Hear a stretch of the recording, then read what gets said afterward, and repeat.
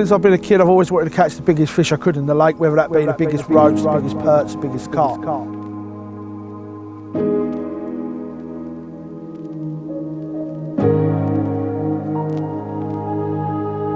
When I was fishing in the UK, I always want to go for the biggest carp I can. Whether that be a 20 pound in a small pond, if that's the biggest, or a 50 pounder in a big lake, because that's the biggest. That pretty much evolved into going abroad.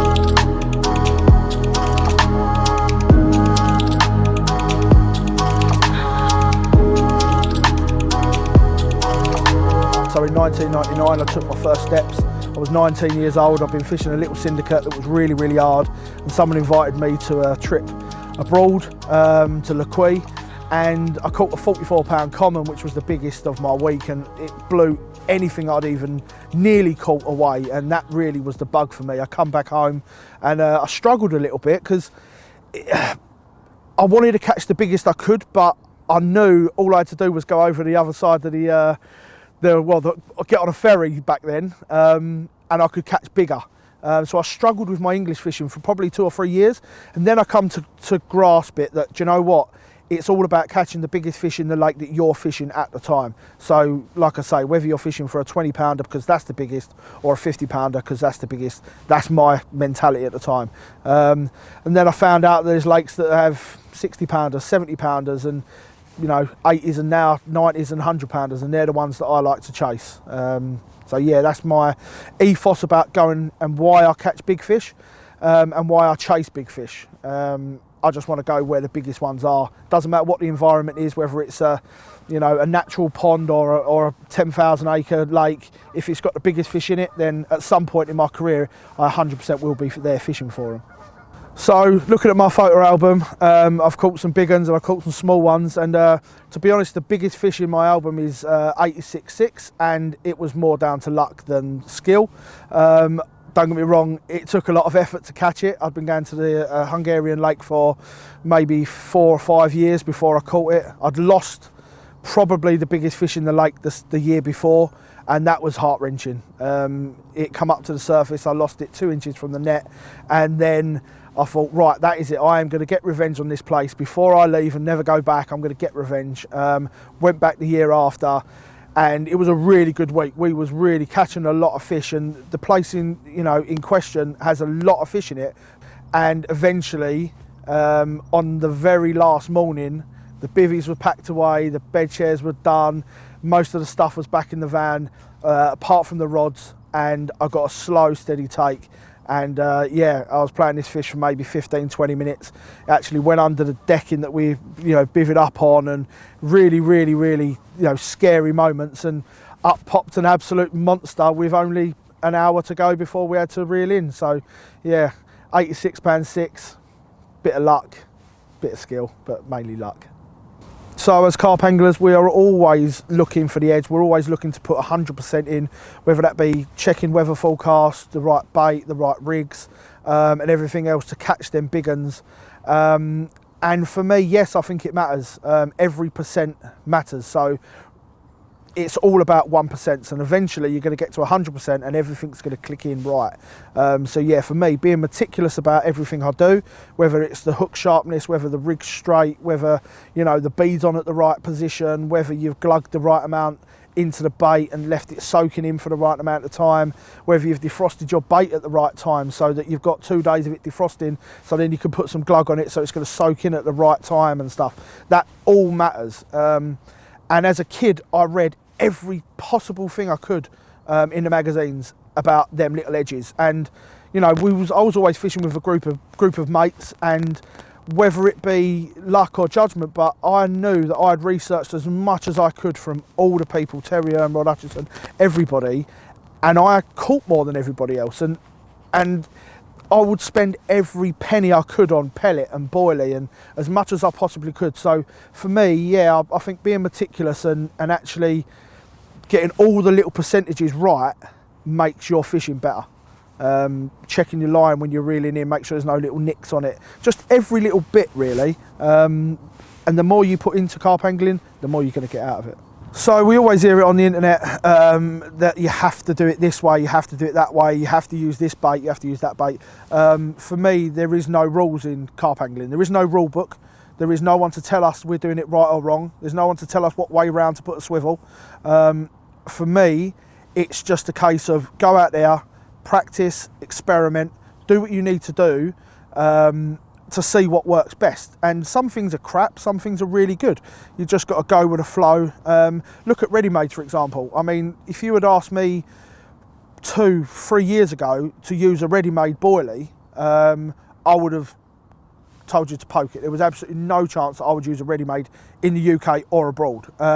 Now, I'm absolutely more than happy to use shelf life boilies.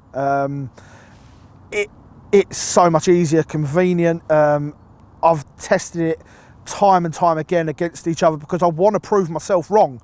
I want to say, no, do you know what? I was right 2 or 3 years ago. Frozen is best. But if I'm honest, I think now it's just a user choice. If you want to use frozen baits, and then crack on, but don't be afraid of using shelf life anymore. Same with rigs. It doesn't matter whether you're fishing wafter rigs, pop-up rigs, bottom bait rigs. Just do what's right for you in that situation. Whether you're fishing over a load of particle, then yeah, you might want to fish a bottom bait or a wafter, but you know what, if you're fishing a single, a wafter or a bottom bait can catch them just as much as a pop-up. It's just trial and error, how many fish are in the lake, and clarity of water. There's so many aspects of it, and the only way you're ever going to find out whether it works for you is to go and do it yourself. If I could fish for one fish, past or present, it'd probably be the black mirror. The whole atmosphere of the place, the whole ethos, the whole everything about it, the people that were fishing for it were always out of my league. I live absolutely miles away, which is, I was only young then.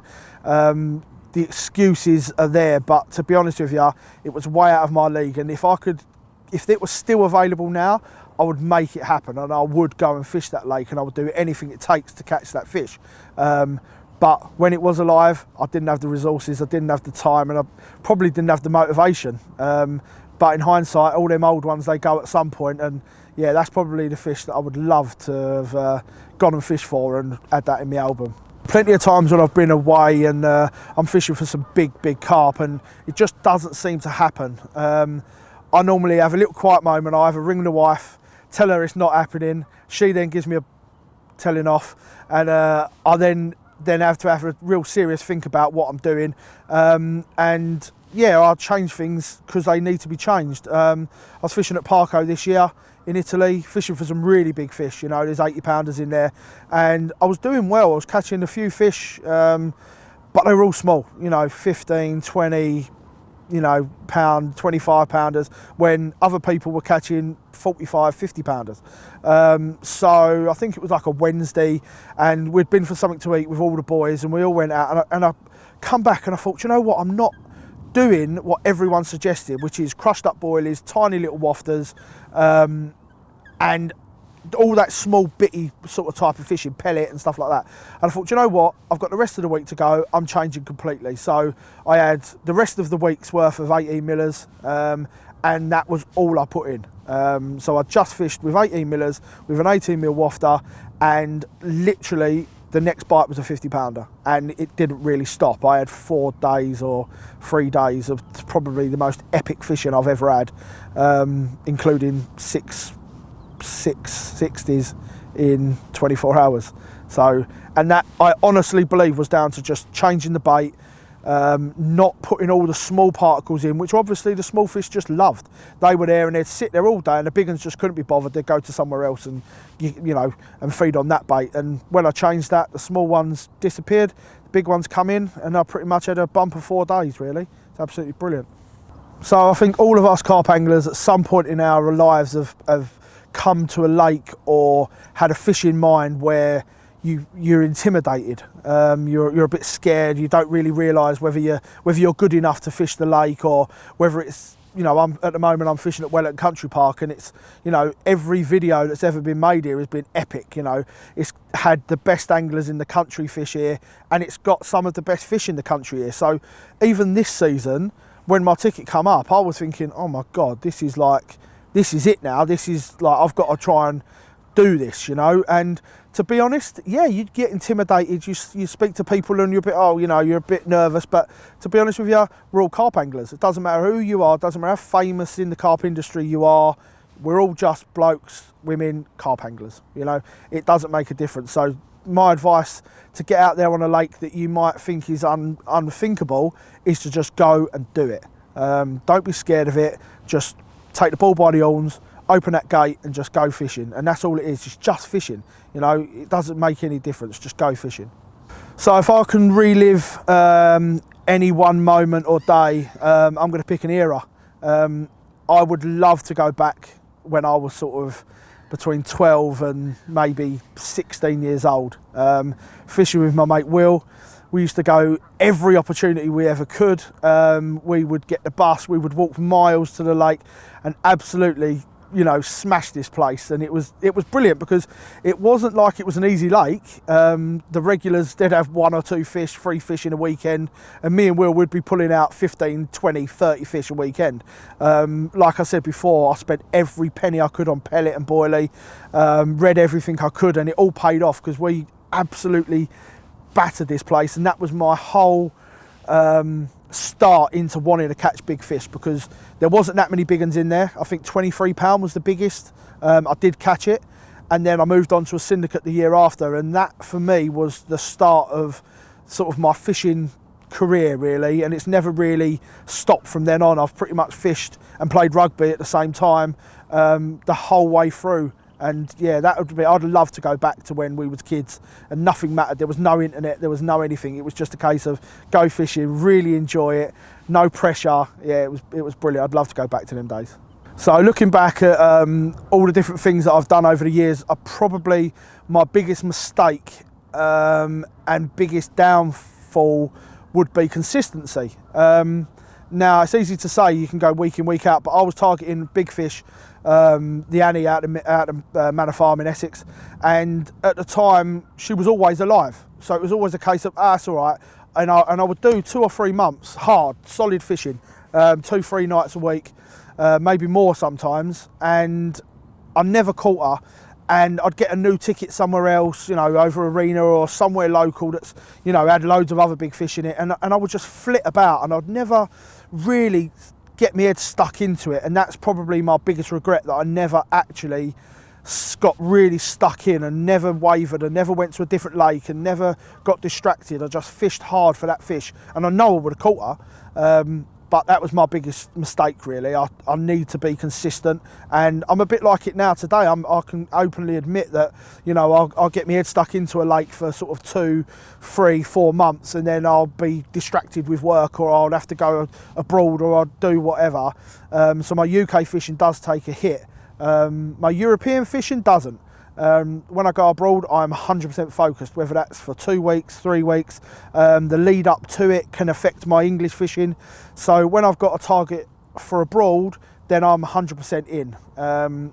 So yeah, my biggest mistake in the UK is to not be consistent, but I've definitely learned from it, and my European fishing has paid off because of that. Big carp fishing, you need to be really single-minded. You need to be focused. You need to be selfish sometimes.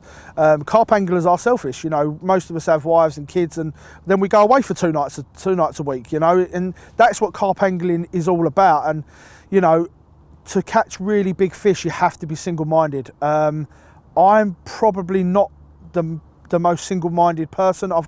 My mind goes from work to play to fishing to rugby to everything, you know. I wish I was more single-minded. I wish I was more selfish, and I probably would catch a lot more bigger fish. When it comes to me going abroad, it's different because I've booked off my 2 weeks holiday. I've booked off the time to go away, so I can be as selfish and as single-minded as I want. I mean, I've gone away with trips with the lads, and I won't go to the party they're having. I won't go and leave the swim because I'm just concentrating on that. 2 weeks is my fishing time. It's not party time. I can go down the pub anytime I want and see my mates. When I'm fishing 100%. But I think to be really, really successful at big carp fishing, especially in the UK, you have to be selfish and you have to be single-minded all the time. When you go abroad, you can do it. It's only 1 week, it's only 2 weeks out of the year. So yeah, you know, you need to be single-minded, but you also have to have a life. So don't be too selfish, and you have to have a balance. You can't just be all about big carp, because you will get divorced. You will not be able to see your kids as much as you should be. Your work will suffer, but you'll have a great photo album. But sometimes that's not what matters. What matters is a balance of all of it, because there's people out there that have got an absolutely fantastic balance. Myself, you know, I've got a brilliant balance, and I'll catch a few big ones on the way, so it can be done. If there was 1 month in the year that I could pick to go fishing and only had 1 month, it'd probably be September. I've been going France since 1999, and I've pretty much had a September trip every single year from there. It's just a brilliant time to go fishing. The summer heat's pretty much gone. It's still nice enough that you don't have to be wrapped up constantly, and the fish just get on the feed that time of year. You know, the water temperature's dropping, it's autumnal, and it's just a great time to go fishing. And for me, yeah, September would be, either UK or abroad, would be the month I always choose to go. If there was one water that I'd like to have fished in its prime, it would probably be Cassine. So many stories about the place, so much history about the place, and I grew up sort of fishing in the UK, wanting to go there, but always, like we've spoke about, nervous. No, I'm not good enough for that, blah blah blah.